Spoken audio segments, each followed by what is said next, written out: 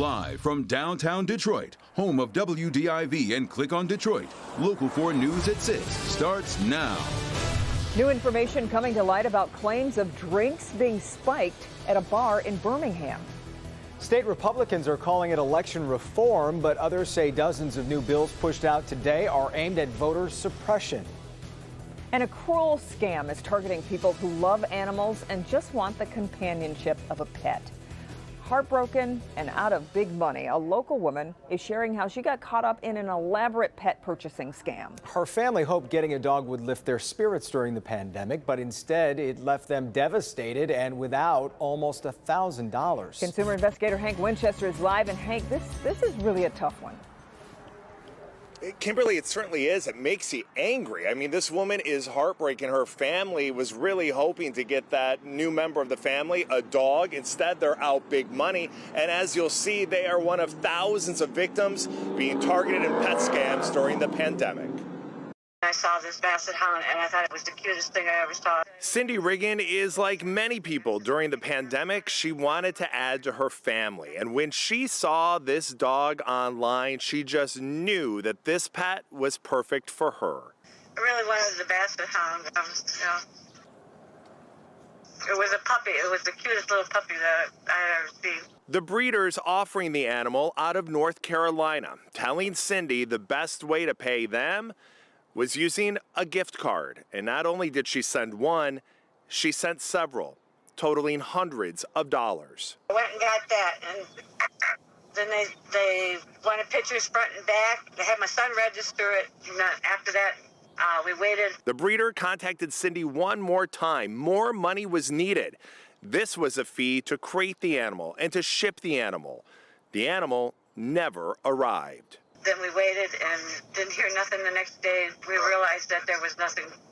There was no dog. Puppy scams like this one, unfortunately, on the rise during the pandemic. The best advice, always visit the breeder in person. See the animal for yourself. And the Better Business Bureau warns never pay with a gift card. Whenever you purchase a prepaid gift card, unfortunately, it's just like cash. You can't get that money back.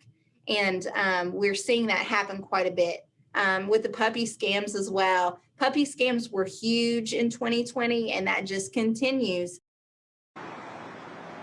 They are ramping right back up again. That breeder was going by the name of Paradise Basset Hound out of North Carolina. We've been trying to contact them. The website has now been taken down. The phone number disconnected. Not a big shock. This, again, an important warning for buyers to always beware. We're live here tonight. Hank Winchester, help me, Hank. That's awful. I'm so sorry. Okay. Hank, we appreciate it. Today, the state reports the highest number of COVID-19 cases in a single day so far in 2021. Michigan added 4,454 new cases and 16 deaths. It comes as hospitalizations are increasing in certain age groups. This month, they rose by more than 600% in people aged 30 to 39, 800% in age 40 to 49. But in people 80 years of age and older, it increased by just 37%. Doctors think that's a sign vaccinations are working among that group. Beaumont Hospital is reinstating visitor restrictions at all hospitals. Starting tomorrow, no one will be allowed in rooms of COVID patients. And the city of Dearborn says it will start vaccinating people 18 and older with medical conditions and anyone 50 and older. This was a very big day for the vaccination efforts at Ford Field as that operation officially got underway at full operation. For many who are getting their shot, it's a very meaningful moment, and they are sharing their stories today with our Sean Lay, who joins us live now. And Sean, everyone has a different reason for signing up and for showing up. Because COVID has touched all of our lives in such different ways. Look how relaxed it is here. It's been like this all day, but officials here are confident by the end of the day, 8 o'clock, 5,000 people have come and gone through here and gotten their shots. And you're right, each person has a personal reason about why they're here. Oh, I felt great. And when I get my second one, I'm going to feel even better. When you think essential, think of Danielle McCollum. She works at a mental health treatment center in Detroit. Danielle getting her first vaccine shot at Ford Field today so she can continue to work and help others. I'll encourage everybody to come out and receive a shot. It's very important. It's life-saving. It helps with your health. And I believe everybody in the city and state and in the nation should receive one. The goal of the Ford Field Clinic over the next 8 weeks to vaccinate 335,000 people. People like Cynthia Collins. I want to get my shot done as soon as possible, so I came down here today. You had no reservations? Nope. More than 140,000 people have signed up, with a steady increase in people making appointments. The question is, will this mass vaccination clinic book up? We hope so. I mean, that's the goal. There have been FEMA clinics throughout the country where toward the end, they haven't booked up, and they've done different things to bring more people in to get those vaccines distributed. All right, so you haven't made your appointment yet or on the fence. Think about this. There is the possibility of walk-ins without an appointment. Some happened yesterday and they were accommodated. None are being accepted today on day number 1. But watch for social media messages from the state and the state website that day by day here, if there's extra vaccine or they don't fill up those 5,000 slots, they may be accepting walk-ins. We're live downtown at Ford Field tonight. Sean Lay, Local 4, back to you. Also good news. All right, Sean, thanks. We've learned police reports have been filed about spiked drinks at a Birmingham bar. Police say 6 reports have been filed about women potentially being drugged at Rose Room. The reported incidents date back to 2019. The bar posted it has interviewed employees about a woman's claim she was drugged at the bar earlier this month and says it has no indication the claim is true. Birmingham police are asking anyone who's had a similar experience to give them a call. 11 women are suing Eastern Michigan University, claiming the school covered up sexual assaults. The lawsuit filed in federal court alleges the university turned a blind eye to rape. The women say many of the assaults happened at 2 fraternities, Alpha Sigma Phi and Delta Tau Delta. 3 of the men named in the suit have been charged with sexually assaulting several women. The suit says EMU is currently investigating 30 rapes.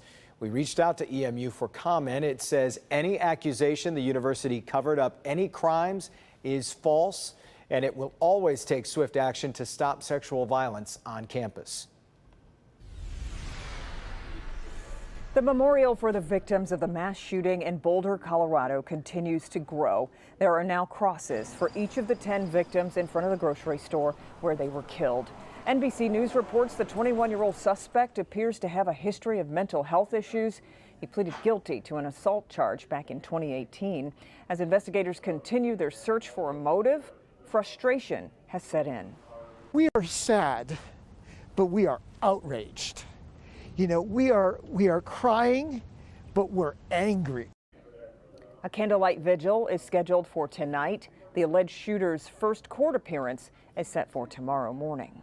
For more on the investigation in Colorado, join Lester Holt for NBC Nightly News tonight at 6:30, immediately following this broadcast. Today, Michigan Secretary of State Jocelyn Benson testified in front of the U.S. Senate to help advance one of Democrats' top legislative priorities, passing a federal elections bill that would expand voting rights and blunt some Republican state legislators' efforts to restrict access to the ballot box. I urge you to act and advance this legislation because no matter where a voter lives or who they vote for, their right to vote should be protected. The future of our democracy depends on your leadership today. As the Secretary of State was testifying, Michigan Republicans proposed a slew of election changes.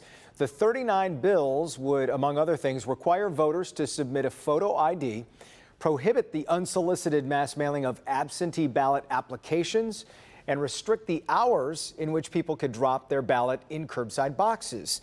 The ACLU denounced the move, calling it voter suppression, issuing a statement that reads in part, "For democracy to work for all of us, it must include us all." A handful of elected officials in Michigan and across multiple states want to take us backwards. We call on legislators to work with voters to continue to improve access to the ballot. As of mid-February, 253 bills were pending to restrict voting in 43 states. Many of those restrictions take direct aim at mail-in and early voting, the very policies that led to November's record turnout.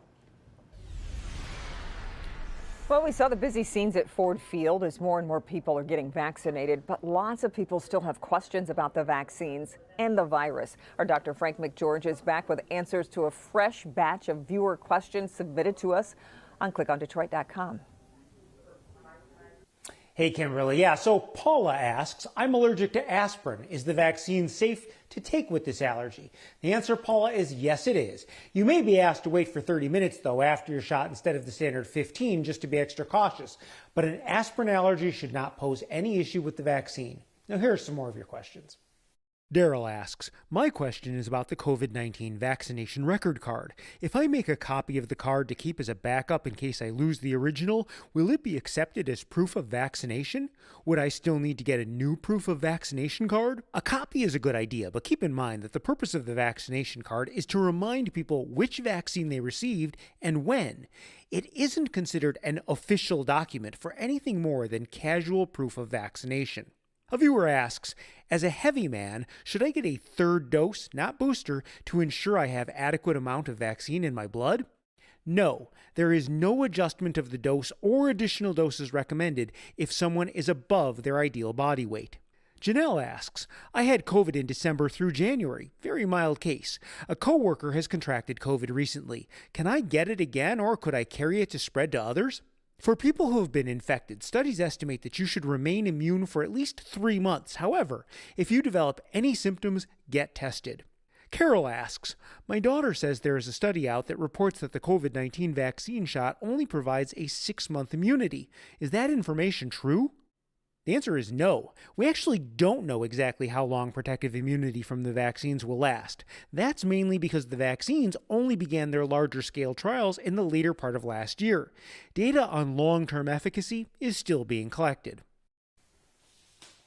Now, finally, Dee asks, my daughter got a Ford Field appointment for the vaccine. She'll be in Florida at the time of the second shot and will be home 4 days later. I know you said 4 days early is okay, but what about 4 days late? So, Dee, the answer is 4 days early or 4 days late are both acceptable. In fact, the CDC has said the second shot can be given as long as 6 weeks from the first, although that's definitely not ideal. A word of warning, though. Make sure that your daughter's second appointment is scheduled for a time that she actually can make it.